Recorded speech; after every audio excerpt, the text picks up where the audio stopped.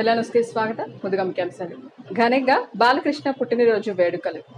మహిళలపై అనుచిత వ్యాఖ్యలు చేసిన వారిపై కఠిన చర్యలు తీసుకోవాలి. పట్నంలోని ఏబిఎం కాంపౌండ్ నందు ఉమ్మడి గుంటూరు జిల్లా డిఎల్డిఏ చైర్మన్ లగడపాటి వెంకట్రావు నివాసం నందు రాష్ట్ర ప్రభుత్వ చీఫ్ విప్ శాసనసభ్యులు జీవి ఆంజనేయులు ఆదేశాల మేరకు సినీ నిర్మాత నియోజకవర్గ నందమూరి ఫ్యాన్స్ అసోసియేషన్ అధ్యక్షులు లగడపాటి శ్రీనివాస్ ఆధ్వర్యంలో హిందూపురం నియోజకవర్గం శాసనసభ్యుడు బసవతారక హాస్పిటల్ చైర్మన్ నందమూరి బాలకృష్ణ పుట్టినరోజు వేడుకలు ఘనంగా నిర్వహించారు. ఈ సందర్భంగా ఫ్యాన్స్ అసోసియేషన్ అధ్యక్షులు లగడపాటి శ్రీనివాసరావు మాట్లాడుతూ, నందమూరి బాలకృష్ణ ఇటువంటి పుట్టినరోజు వేడుకలు అనేకం జరుపుకొని యావత్ భారతదేశానికి మంచి వైద్య సేవలు అందిస్తున్న ప్రియతమ సినీ నటులు బాలకృష్ణకు మరోసారి పుట్టినరోజు వేడుకల శుభాకాంక్షలు తెలియజేస్తున్నామన్నారు. అదేవిధంగా రాష్ట్ర తెలుగు యువత కార్యనిర్వాహక కార్యదర్శి షేక్ జానీ, జిల్లా టీఎన్ఎస్ఎఫ్ అధికార ప్రతినిధి వీరగంధం ప్రశాంత్ తదితరులు మాట్లాడుతూ బాలకృష్ణ మరెన్నో పుట్టినరోజులు జరుపుకోవాలని ఈ సందర్భంగా తెలియజేశారు. యువరత్న మన గోల్డెన్ స్టార్ నందమూరి బాలకృష్ణ గారు 65వ సంవత్సరం పుట్టినరోజు సందర్భంగా బాలకృష్ణ గారు ఇప్పుడు 65 వసంతాలు పూర్తి చేసుకున్న సందర్భంగా ఇంకా భవిష్యత్తులో కూడా ఆయన నిండు నూరేళ్ళు అష్ట ఐశ్వర్యాలతో ఆ దేవుడు ఆయన భగవంతుడు చల్లగా చూడాలని, అలాగే ఆయన ఎన్నో కార్యక్రమాలు చేస్తున్నారు.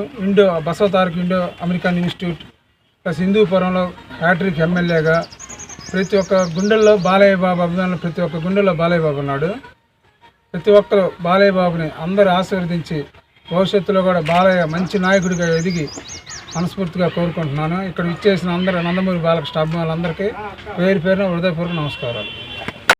రాష్ట్ర ప్రభుత్వ చీఫ్ విప్ వినుకొండ నియోజకవర్గ శాసనసభ్యులు శ్రీ జీవి ఆంజనేయుల ఆదేశాల మేరకు ఏబిఎం కాంపౌండ్ నందు లగడపాటి శ్రీనివాస్ గారు సినీ నిర్మాత నియోజకవర్గ నందమూరి యువసేన అధ్యక్షులు వారి ఆధ్వర్యంలో భారీగా కేక్ కటింగ్ జరుగుతుంది.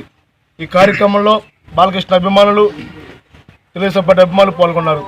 బాలకృష్ణ గారి గురించి చెప్పాల్సిన అవసరం లేదు. బాలకృష్ణ గారు ఒక వెండి కథానాయకుడిగా కోట్లాది మంది అభిమానులందరినీ పెంపొందించిన నాయకుడు బాలకృష్ణ గారు.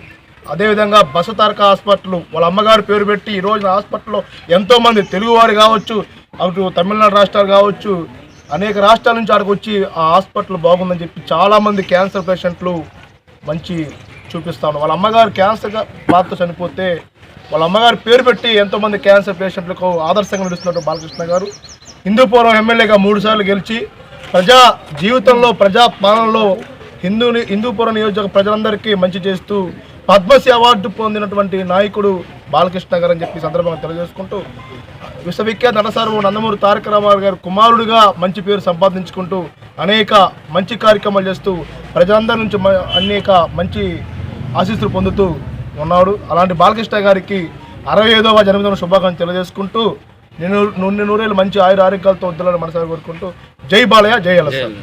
ఈరోజు వినుకొండ పట్టణంలో మన లగడపాటి శ్రీనివాస్ అన్నగారి ఆధ్వర్యంలో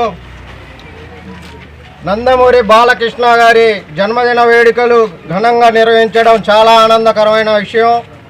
మరి చూసుకున్నట్టయితే బాలకృష్ణ గారు రాజకీయాల్లోనే ఒక్క మొగాడు కాదు, నిజ జీవితంలో కూడా ఒక్క మొగాడు అని చెప్పేసి ప్రూవ్ చేసిన ఒక ఏకైక నాయకుడు నందమూరి బాలకృష్ణ గారు అని చెప్పి తెలియజేసుకుంటున్నాం.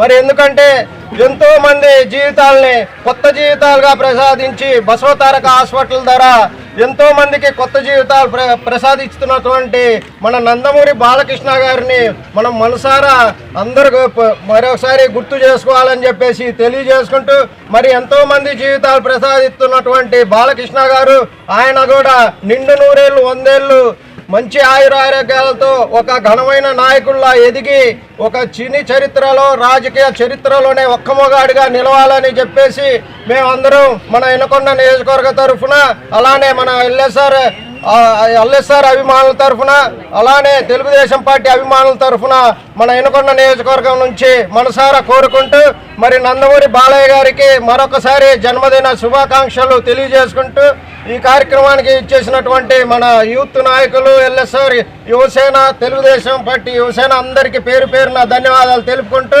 బాలయ్య బాబు గారికి మరొకసారి జన్మదిన శుభాకాంక్షలు తెలియజేసుకుంటూ జై బాలయ్య, జై జై బాలయ్య అని చెప్పేసి తెలియజేసుకుంటూ సెలవు తీసుకుంటున్నాం. బాలయ్య బాబు గారు 65వ సంవత్సరం పూర్తి చేసుకొని మరి అతని ఎన్నో సినిమాల్లో నటించి అసలు కని విని వెరగని ఆ రేంజ్లో ఆయన కానీ వాళ్ళ తండ్రి కానీ కాక చాలా సినిమాలు తీశారు, చాలామంది తీస్తుంటారు. కానీ దేవుడు అనేవాడు ఎవరు చూడలా. ఒక అన్న నందమూరి తారక రామారావు గారికి చూశారు, అలాగనే మన బాలకృష్ణ గారికి చూస్తున్నారు. ఎన్నో పాత్రల్లో కూడా నటిస్తున్నారు, జీవిస్తున్నారు. అటువంటి నాయకులు మన రాష్ట్రంలో పుట్టడం మన అదృష్టంగా భావించాల్సిన అవసరం కూడా చాలా ఉంది. అలాగనే మన లగడపాటి శ్రీను గారు ఇక్కడ యువత్తు కేక వేస్తే 100 మంది వస్తున్నారు. ఆయన మంచితనం, ఆయన ఒక ప్రేమ అభిమానాలు పంచుతుంటాడు. రంజాను పండగ వచ్చినా, బక్రీదు పండగ వచ్చినా కానీ మైనార్టీ ముస్లిమ్స్కు ప్రేమ అభిమానంగా దగ్గరికి తీసుకొని ఒక నాయకుడు అందరి కోసం ఆలోచించే వాళ్ళు ఉన్నారు. ఇలాంటి వాళ్ళు మన ఇనుకొండలో ఉండడం కూడా మన అదృష్టంగా భావిస్తున్నాను. రాజధాని అమరావతి ప్రాంత మహిళలపై అనుచిత వ్యాఖ్యలు చేసిన వివిఆర్ కృష్ణంరాజు, కొమ్మినేని శ్రీనివాసరావు ప్రసారం చేసిన సాక్షి టీవీ యాజమాన్యం వైఎస్ భారతిపై కఠిన చర్యలు తీసుకోవాలని మహిళా సంఘాల నాయకులు డిమాండ్ చేశారు. దీనిలో భాగంగా మహిళలపై వ్యాఖ్యలను ఖండిస్తూ మంగళవారం వినుకొండ పట్టణంలో మహిళలు నిరసన ర్యాలీ చేపట్టారు. ఈ సందర్భంగా కౌన్సిలర్, మహిళా సంఘం నాయకులు షేక్ షకీలా మాట్లాడుతూ రాష్ట్రంలో అరాచక పాలనను పారద్రోలి వైసీపీని 11 స్థానాలకు పరిమితం చేసిన బుద్ధి రాలేదన్నారు. మహిళలను కించపరిచే విధంగా ప్రసారం చేసిన సాక్షి మీడియా యాజమాన్యం వైఎస్ భారతి, జగన్ రెడ్డిలు బేషరతుగా మహిళలకు బహిరంగ క్షమాపణ చెప్పాలని డిమాండ్ చేశారు. ఈ సందర్భంగా వినుకొండ తహసీల్దార్ సురేష్ నాయక్కు మహిళలు వినతి పత్రం అందజేశారు. మహిళల విషయంలో వాళ్ళ పట్ల అనుచిత వ్యాఖ్యలు చేసి వేశ్యల రాజధాని అని మాట్లాడిన ఆ శ్రీనివాస్, కృష్ణంరాజు వాళ్ళ సమర్థతని మా మహిళలు ఒక 3 రోజుల నుంచి ఉద్యమం చేస్తూ మేము ఖండిస్తున్నాము. దీనిలో భాగంగా కొమ్మినేని శ్రీనివాస్ని అరెస్ట్ చేశారు. కృష్ణంరాజు అండర్ గ్రౌండ్కి వెళ్ళిపోయాడు తప్పించుకొని. వాళ్ళని పట్టుకొని మమ్మల్ని ఇంత ఇదిగా అనుచిత వ్యాఖ్యలు చేసి సభ్య సమాజమే నివ్వెరపోయేలాగా మా మీద విషం చిమ్మిన వాళ్ళని తేలిగ్గా వదలకూడదు. మొదటి నుంచి కూడా మహిళల్ని ఈ రకంగా వేసెలండం చాలా తప్పు. అయిన దానికి కాని దానికి ఆ మాట వాడుతుంటారు. మేము ఈ సందర్భంగా ప్రత్యేకించి ఇంకొక ఉద్యమం కూడా మొదలు పెడుతున్నాము. ఏంటంటే అసలు వేశ్య అనే పదము బ్యాన్ చేయాలి. ఆ పదం ఉపయోగించుకొని అయిన దానికి కాని దానికి అదే చెప్తున్నారు. అందుకని మాకు ఆ చట్టబద్ధంగా ఆ మాట వాడిన వాళ్ళని నాన్ బెయిలబుల్ కేసులు పెట్టి లోపలేసేసి ఇంకా వాళ్ళ జీవితాంతము వాళ్ళ బతుకులు అలాగే ఉండేలాగా మేము ప్రత్యేకించి డిమాండ్ చేస్తున్నాం. ఈరోజు మొదటి నుంచి కూడా మహిళలంటే చిన్న చూపు. ఆ చిన్న చూపు ఎందుకో అర్థం కాదు.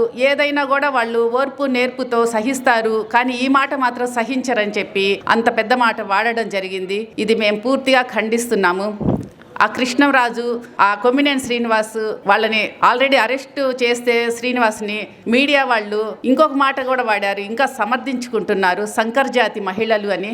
సంకర్ జాతి మహిళలు ఏంటండి? సంకర్ జాతి అసలు సంకర్ జాతి అనేది వాళ్ళు దేవుడి పేర్లు పెట్టుకున్నారు. ఇద్దరు పెట్టుకోవడానికి దరిద్రంగా మాట్లాడుతున్నారు, రాక్షస భాష మాట్లాడుతున్నారు. వాళ్ళని సంకర్ జాతి అంటారు. సంకర్ జాతి ఎవరవుతారు? ఇంకా ఎక్కువ చేస్తున్నారు మహిళల్ని, ఇంకా ఇంత వాళ్ళని హింసించాలి, ఏడిపించాలి అని. మీకు విషయం తెలుసా? మహిళా మనులు ఒకప్పుడు ఇంటింటి ఇల్లు దాటి బయటకు వచ్చేవాళ్ళు కాదు. అటువంటిది మన ఎన్టీఆర్ గారు ఆయన శాసనాలు రచించి వాళ్ళని బయటకు తీసుకొచ్చి చదువు చెప్పిస్తూ ఇంత స్థాయికి తీసుకొచ్చి ఇప్పుడు మన చంద్రబాబు నాయుడు గారు ఇంకా పథకాలు ఇచ్చి ఇంకా వాళ్ళని వృద్ధిలోకి తెస్తుంటే వాళ్ళు ఎక్కడ వృద్ధిలోకి వస్తారు అని చెప్పి ఇంకా ఏ మాట మాట్లాడాలో అల్టిమేట్ మాట అదే కాబట్టి అది మాట్లాడారు. ఇంకో విషయం తెలుసా? ఈరోజే చంద్రబాబు నాయుడు గారు ఒక పథకం పెట్టారు, ఎన్టీఆర్ సంకల్ప విద్య. ఈ డ్వాక్రా మహిళలకి పిల్లలకి 4% వాళ్ళకి రుణాలు ఇచ్చి వాళ్ళ పిల్లల చదువులకి 1,00,000 దాకా, యూజీ నుంచి పీజీ దాకా అదొక కొత్త పథకం ప్రవేశపెట్టారు. ఈ పథకాలు ఆయన ఏమో మమ్మల్ని పైకి తీసుకొస్తుంటే వీళ్ళేమో మమ్మల్ని కింద దించడానికి అనుచిత వ్యాఖ్యలు చేస్తున్నారు. ఇది ఏమాత్రం తగదు, మేము అసలు ఒప్పుకోము. ఎట్టి పరిస్థితుల్లోనూ ఆ మాటని బ్యాన్ చెయ్యాలి. ఇక మీద మీరు తీసుకునే శిక్షలు ఎలా ఉండాలి అంటే, మహిళల పట్ల అనుచిత వ్యాఖ్యలు చేస్తే ఎట్టి పరిస్థితులను క్షమించరాని నేరంగా పరిగణించాలి. మాకు ఒప్పగిస్తే మేము ఆ శిక్ష మేమే వేస్తాము. కాకపోతే చట్టం మా చేతిలో తీసుకోలేం కాబట్టి చట్టానికి మేము విన్నవించుకుంటున్నాము. ఇంకా ఈ ఉద్యమం కొనసాగిస్తాము. మేము మా జోలికి రాకుండా ఉండేందుకు ఈరోజు మేము ఎంఆర్ఓ గారి ఆఫీస్కి వచ్చి రిప్రజెంటేషన్ ఇవ్వడానికి వచ్చాము.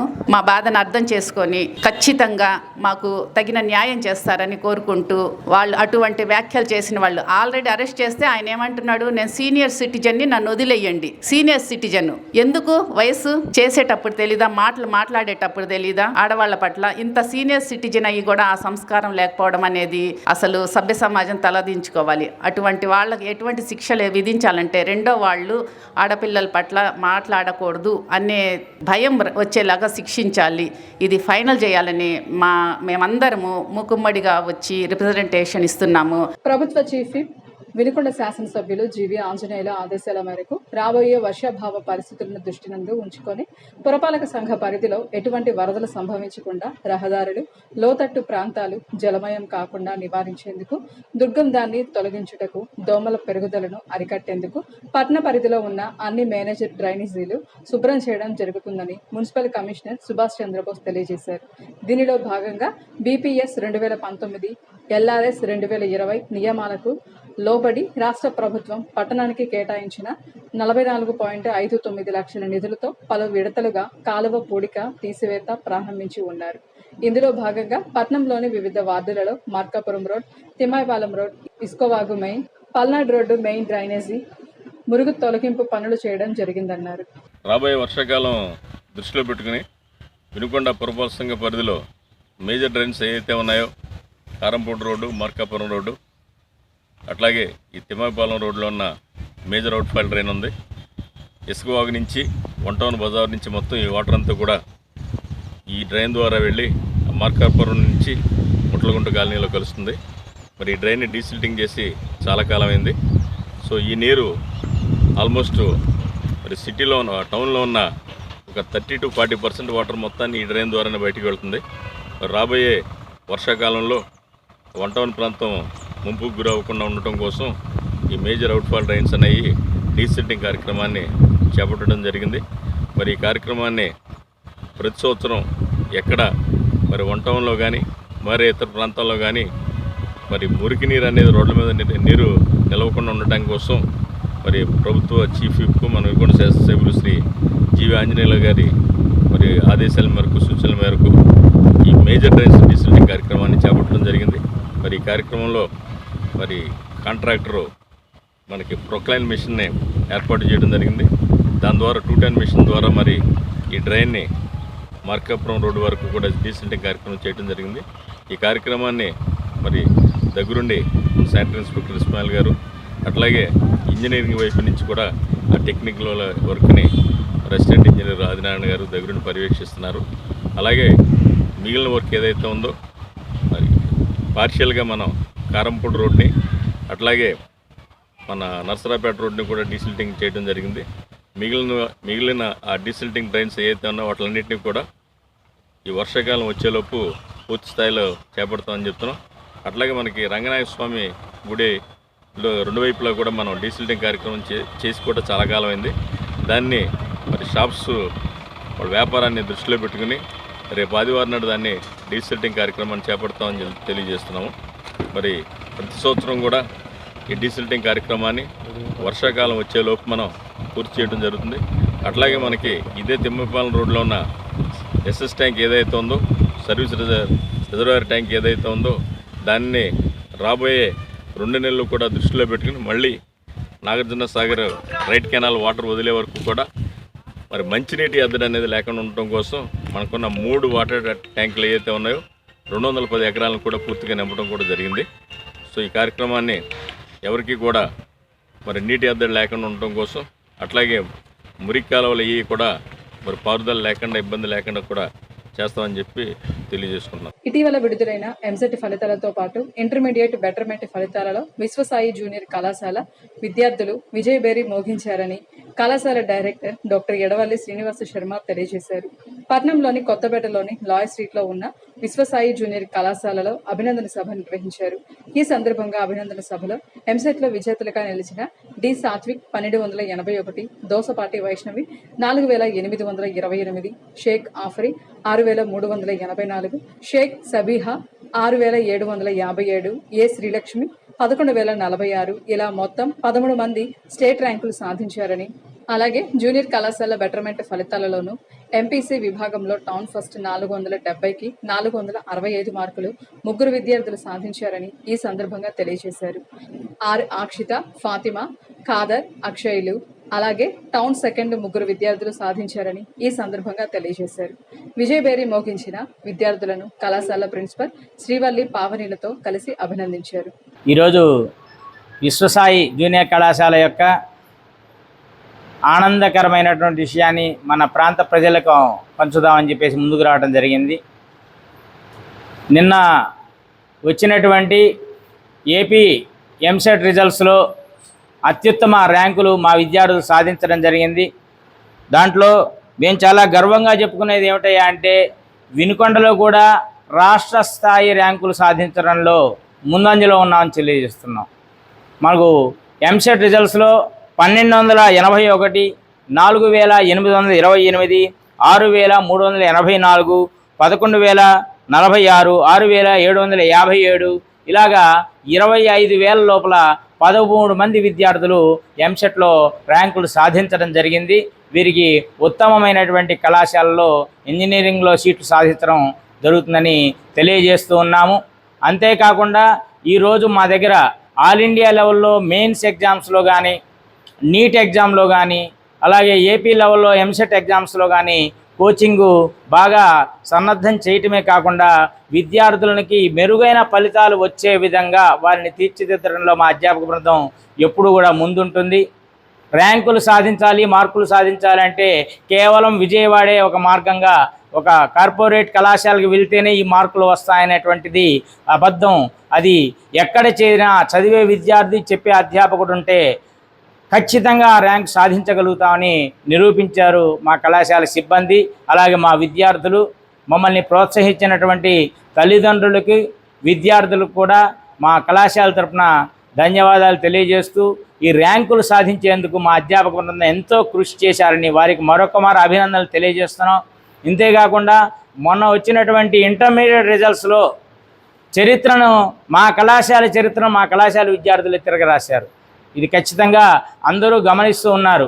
ఈరోజు ఎంపీసీ విభాగం చూసినట్లయితే 470 మార్కులు, 470 మార్కులు పరీక్ష రాస్తే 465 మార్కులు సాధించిన విద్యార్థులు 3 ఉన్నారు. ఒకళ్ళు కాదండి, 3, 465 మార్కులు 3 సాధించారు. అలాగే 464 మార్కులు 3 సాధించారు. అలాగే 462 మార్కులు 2 సాధించారు. అంటే 460 నుంచి 70 లోపలే 8 మంది విద్యార్థులు, అంటే ఖచ్చితంగా 10% students above top 1 ranks, state rank సాధించారని చెప్పడానికి మేము చాలా గర్విస్తూ ఉన్నాం. అలాగే ఈ రిజల్ట్స్ చూసినట్లయితే రాష్ట్ర స్థాయిలో కూడా పాస్ పర్సంటేజ్లో మా కళాశాల ఈరోజు ముందుందని తెలియజేస్తున్నాం. మా కళాశాలలో ఎంపీసీ చదివిన విద్యార్థుల్లో 98% ఖచ్చితమైన పాస్తో రిజల్ట్ సాధించడం జరిగింది. అలాగే బైపీసీలో కూడా మంచి రిజల్ట్ సాధించడమే కాకుండా గత 8 సంవత్సరాల నుంచి మేము స్థాపించినటువంటి మొదటి సంవత్సరం నుంచి కూడా టౌన్ ఫస్ట్ సాధిస్తూ ఉన్నామని చెప్పడానికి చాలా గర్విస్తూ ఉన్నాం. ఇలాంటి మార్కులు సాధించేందుకు కృషి చేసినటువంటి విద్యార్థులకి మా కళాశాల తరఫున అభినందనలు తెలియజేస్తూ, వారి తల్లిదండ్రులకు కళాశాల తరఫున కృతజ్ఞతలు తెలియజేస్తున్నాం. ఇలాగా చక్కటి విద్యను అందిస్తున్నటువంటి, తమను విద్యార్థులకి శ్రమతో కూడినటువంటి ఫలితాలు సాధించే విధంగా కృషి చేస్తున్నటువంటి మా అధ్యాపక బృందానికి కూడా మరొక ధన్యవాదాలు తెలియజేస్తున్నాం. Thank you for all. ఈ కళాశాల ఈ అవకాశాన్ని కల్పించినందుకు మీడియా మిత్రులకు కూడా మా కళాశాల తరఫున ధన్యవాదాలు తెలియజేస్తాం. ఇంతటితో వెళ్ళాను సమాప్తం. తిరిగి రేపటి వెళ్ళాను కలుసుకుందాం. నమస్కారం.